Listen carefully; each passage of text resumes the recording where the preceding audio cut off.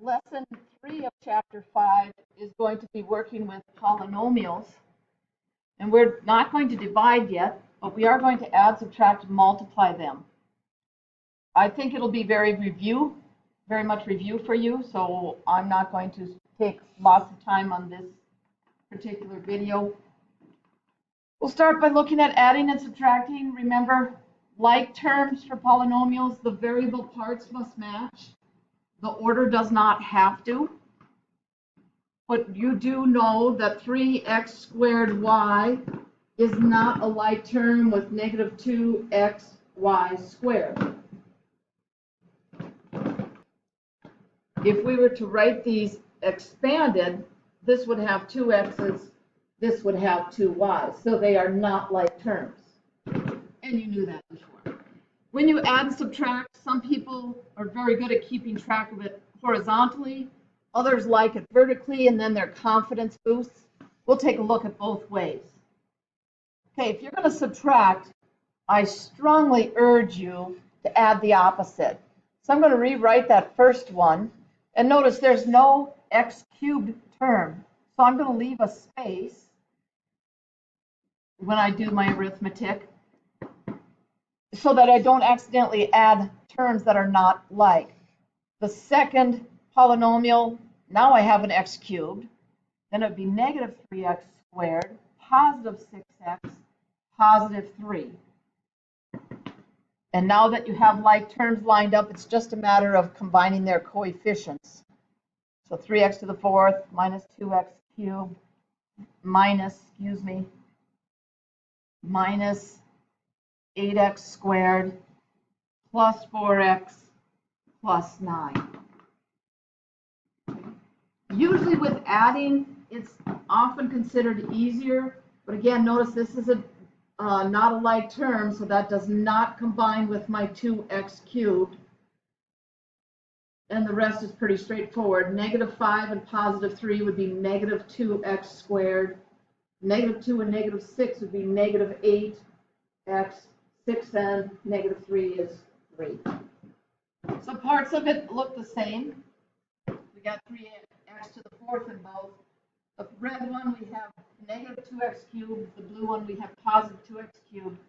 And the rest of the terms are there, but they're in different quantities. So that's negative 2, negative 8, 3, and so on. Okay, horizontally. Again, I like to put it in order, but some people are great at just going say, oh, when I look at it, my biggest term is n to the fourth. So when I combine n to the fourth, I got negative 5 and positive 3, that big negative 2 n to the fourth. Okay, next comes my n to the third, and that's only one term. It's negative 4n cubed. After that, I got n to the second. Okay, positive 8 and negative 5 would be positive 3n squared. Then we got n and 3n for 4n. And last but not least, the constants 11 and negative 4 would be positive 7.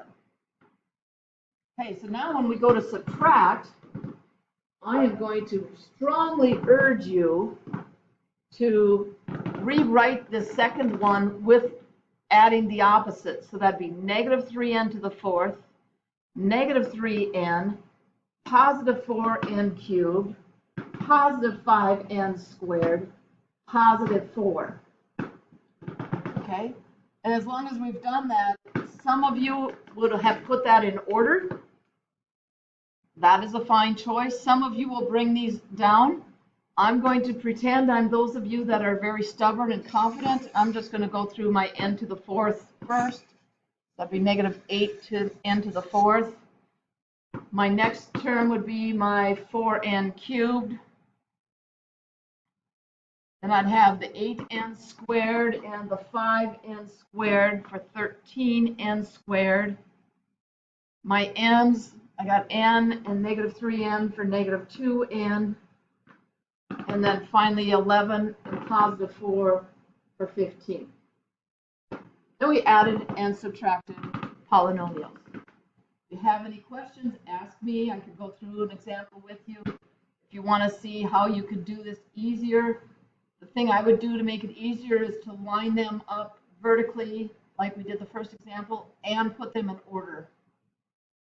So on this one, I would have put the negative 5n to the fourth, the positive 8n squared, the positive n, the positive 11. And that would have made it a lot easier, less likely for me to make a mistake. Okay, when you multiply, we like FOIL, which stands for first, outer, inner, and last. Okay, so when we do that, the first would be 6x cubed. Outer would be plus 24x. The inner is going to be negative 10x squared. And my last is going to be negative 40. Please note, in math, we like to be a little bit more organized. We're a little OCD. So we are going to want to put that in descending degree of our variable x. So I did x cubed, x squared, then x. Okay. Now if you're going to do this vertically, then when you do that, I'll switch colors so you can see it. 3x minus 5 times the 2x squared plus 8. Okay, so it does not matter this time because you're not going to be carrying. So when I multiply, I'll multiply by either the 8 or the 2x squared first. It does not matter. So if I multiply by the 8, I'm going to have 24x minus 40. If I multiply by the 2x squared, I'll have 6x cubed minus 10x squared. This is positive. All the terms are right there. You're going to get exactly what we got here. Some people like the vertical. Let me see if the next one has it. Okay, we're going to take a look at tables. We're going to do the tables one. Same problem, new color. Okay. So now we're going to take the 2x squared plus 8 times the 3x minus 5. Okay, I want to make sure I didn't copy that wrong. Yep, that's right. Okay, so when you multiply with tables, you're really doing much the same, but now you can see that you're going to take the 3x times each of those. So we'd have 6x cubed, 24x, and then the negative 5 times each would be negative 10x squared and negative 40. Okay, that's kind of blurred. I want to make sure you see that as negative. Okay, now all the terms are there again. We're going to still have that 6x cubed. The next one in descending degree is going to be the minus 10x squared plus the 24x minus the 40. Some people very much like the table. They're more concerned about accuracy than being efficient with their paper. It's a nice way to use when you're working with more than just a binomial times a binomial. FOIL is used when you're multiplying two binomials. It's not for multiplying bigger numbers, bigger degrees. Okay, so like this one with more than binomials, most students have the most success if they would use a table. So we'd have 2x squared, negative 5x, positive 7, and going down the other way, 3x squared, 4x, negative 4. Make sure you keep your signs. Okay? And when you fill those in, this would be 6x to the fourth, negative 15x cubed, 21x squared, 8x cubed on the next row, negative 20x squared, and 28x. We have negative 8x squared, 20x, and negative 28. The nice thing about this is if you take a look at your diagonals this way, your like terms should be lined up if your polynomials were of the same type of shape, x squared, x, and constant for both of them. If they jumped around, you had an x cubed or an x to the fourth, it's not going to be as nice. But this would be 6x to the fourth. And then when we combine our x cubed terms, we're going to have negative 7x cubed The next one, we are going to end up with negative 30 plus 21 would be negative 9x squared. The x's total 48, and then minus your 28 at the end. Okay. Each with each. Some people like EWE, each with each, to multiply these instead of a table. And then they'll take the 2x squared times each of these in the second parentheses. So when we do that, we're going to get the same exact numbers that we have here, are we not? Okay, so you'd have the 6x to the fourth, 8x cubed, negative 8x squared. And then they would do the same with the negative 5. Make sure you keep track of your negatives. And finally, the 7 with each. Okay, when you take a 3 by 3, or 3-term polynomial times another trinomial, you should end up with 9 terms, just like we have in the box. And if you need to multiply more than 2 polynomials, you have to do 2 at a time. Even if you're taking 2 times 3 times 4, you find the product of 2 and 3 first, and then take that times the 4.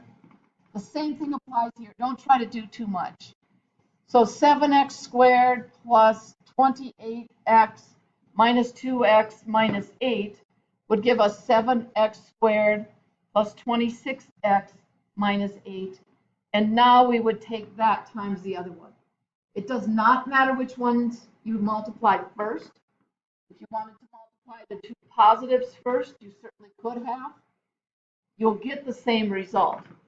So in this case, 14x cubed for the 7x squared times the first, plus 21x squared. And then the 26x with each would be plus 52x squared, plus 78x. And then minus 8 with both, so it would be minus 8 or 16x minus 24. And then combine your like terms. So you'd have the 14x cubed, that would be 73x squared. That would be 62x, I believe, minus 24. Okay, so anytime you have to multiply by more than 2 polynomials, start by multiplying 2 of them. Quick on these special products. Okay, if you multiply a minus b with a plus b, those are conjugates. A times a is a squared. Outer is going to be a plus b, or ab. Inner is going to be a negative ab. They cancel. And then the negative b times the positive b is b squared. Okay, now the nicest thing about that is not multiplying, but when we factor. And that will be coming, you know that. Okay, when you square a binomial, it might help you to take it times itself for a while until you get accustomed to seeing this. But that would become a squared, outer is ab, inner is another ab, and last is b squared. So you're going to have a squared plus 2ab plus b squared, one for outer, one for inner. And the only difference with the minus, and you could try this, is it's going to be minus 2ab instead of plus. All right? So the one that starts longer ends shorter. These look like they should be really efficient, but they actually end up as trinomials. There you have it. Rewatch what you need to.